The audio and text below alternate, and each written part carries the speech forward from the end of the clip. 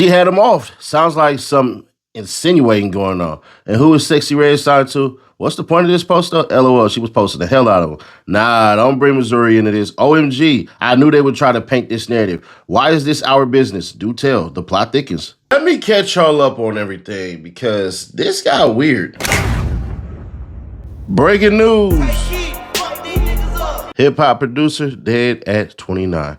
Tay Keith, the Grammy-nominated producer, best known for crafting some of hip-hop's biggest hits, including Travis Scott's 2018 single Sicko Mode, is dead. Tay was found dead Thursday in his Nashville apartment, according to Metro Nashville Police. The cause of death is unclear. Cops say foul play is not suspected. Police say he was found during a welfare check at his home, as well as earning a Grammy nomination for Sicko Mode. Tay, whose real name is by Tavius Lakeith Chambers, won critical acclaims thanks to his works with Drake, Eminem, Lil Baby, and Block Boy JB, and more.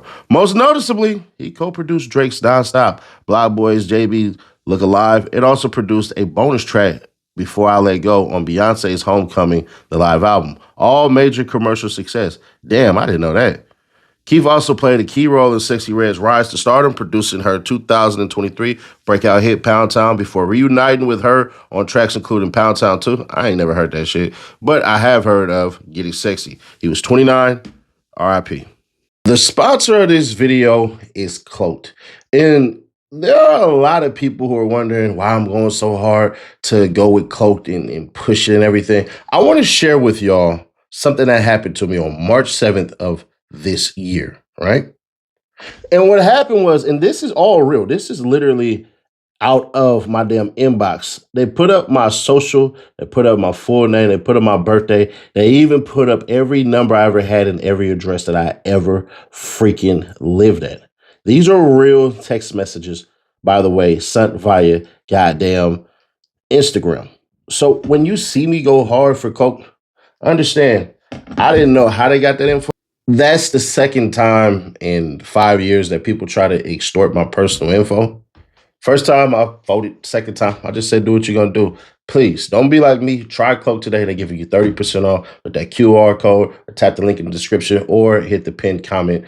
See what data brokers sold your info today. Just take the challenge. If you don't like it, hey, don't sign up. Just see what info they have. That's all I'm asking. Try Cloak today. Now, what we want to do is we want to actually look at the lawsuit before you infer anything. And I think it's very telling. Roll it. Y'all gonna have to pardon me a little bit because it is small on here. I'll try to increase it for y'all, but I can't increase it right now on my end. Anyways, Tay Keith suing Rebel Music and Sexyy Red. When y'all see PK, that's professionally known as. So it basically says Tay Keith, by through undersigned counsel, files this complaint against defendants Rebel Music and Sexyy Red, and in support thereof as follows. The overview. This is a complaint seeking equitable and legal relief emanating from claims from unjust enrichment and violations of the Florida Deceptive and Unfair Trade Practices Act with respect to 13 compositions authored and co-authored by plaintiff. Plaintiff also seeks equitable accounting, declaratory relief, and disgorgement of royalties otherwise belonging to plaintiff and paid to defendants as a result of their exploitation of the aforesaid compositions authored and co-authored by plaintiff. Defendant Weary is a recording artist who has commercially released and publicly exploited musical compositions produced by plaintiff. That's very important.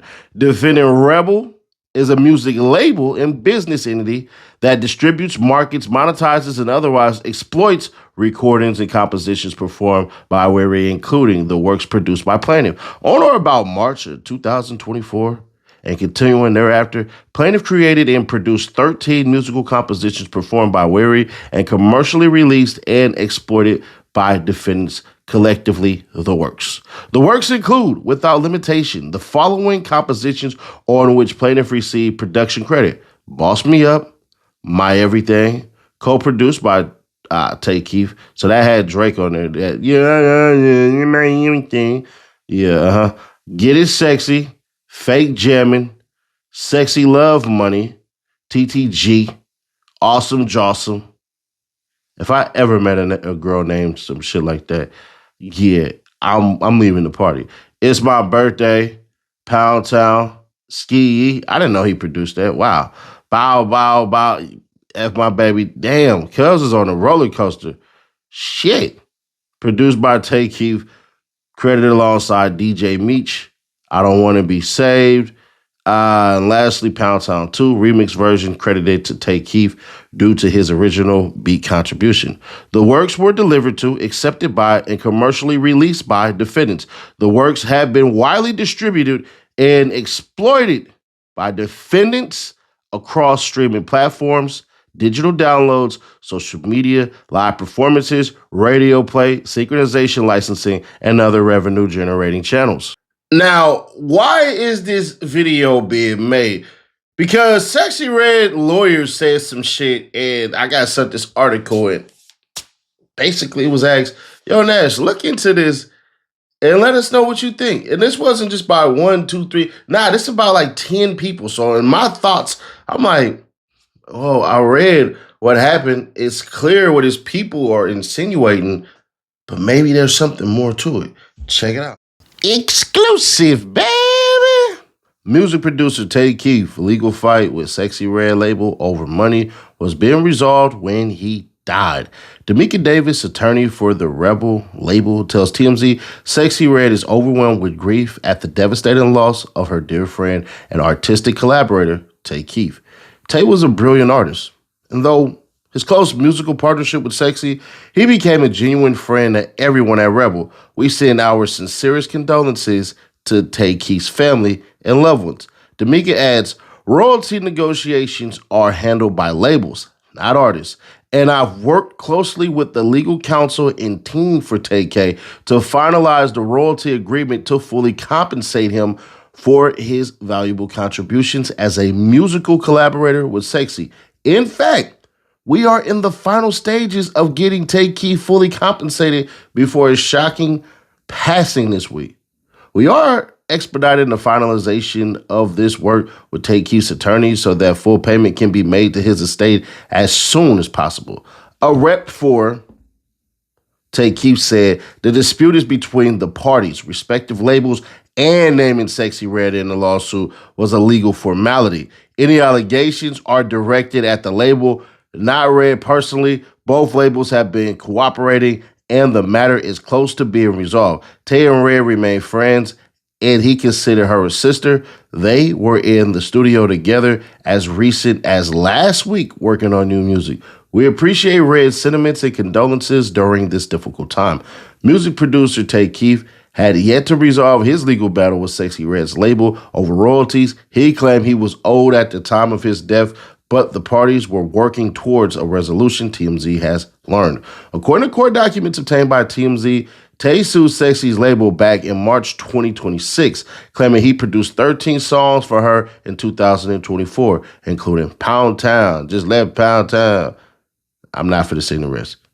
Tay claims Sexy's song made millions from sales and streaming, but he says he never got paid for his services.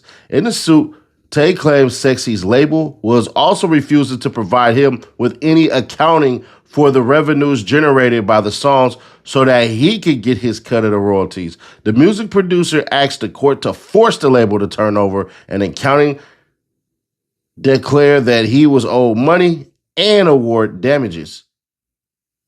On Friday, Sexyy posted about Tay's death, writing, blood in, blood out. We brothers, but not related. I love you, brother. Tay Keith still the best duo, us 5 life. As TMZ reported, Tay was found dead this week after a welfare check at his home in Nashville. The cause of death is yet to be determined, but cops say foul play is not suspected. Here's what we're going to do. We're going to be fair, but we're also going to gift a little bit of game because unfortunately or fortunately, you have too many motives. Wait, what? Hear me out. The lawyers should have never said that he wasn't suing her personally when obviously he is.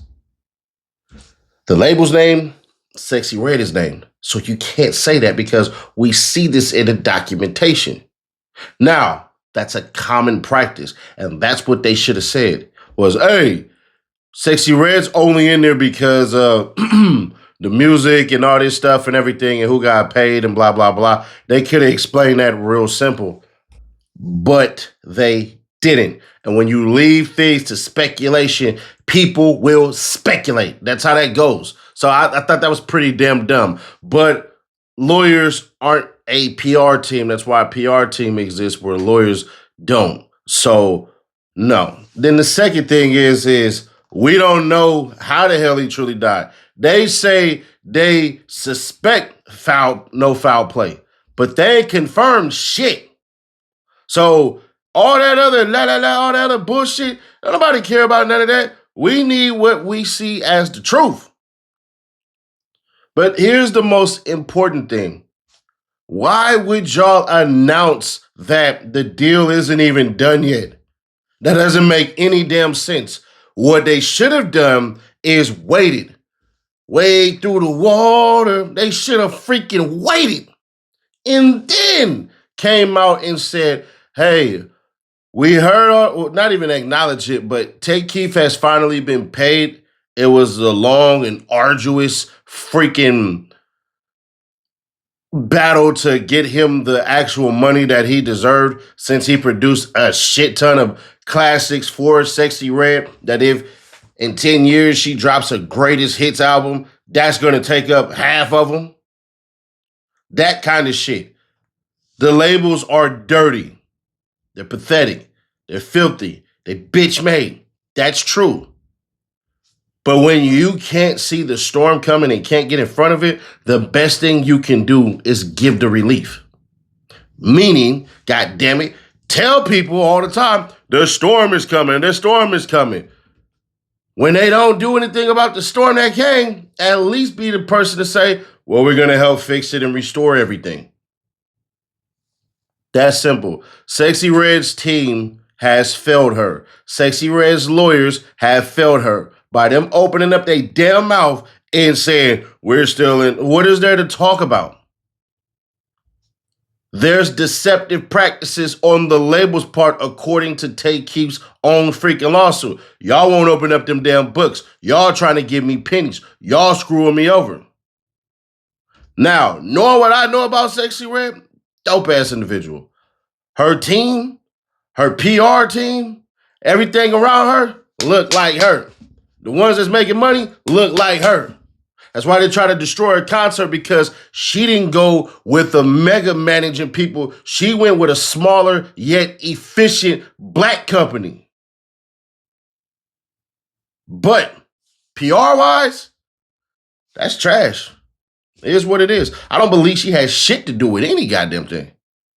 And I genuinely believe that she basically was trying to help him out, but shit, she can only do so much. Artists don't even know they goddamn splits. So it would have been cool to see what the hell she actually made from these songs and then her turn around and do all of this other shit. But if she truly wanted to help, just gonna be fair, she could have audited her goddamn self. She could have did that shit for contractual purposes. She got the money to do that. So that's where I kind of lean a little bit, where it's like, like I said, I don't believe she would do no shit like that as far as try to actively screw him over. But there are things that she could have done, and I'm fairly certain she'd have to agree with that shit.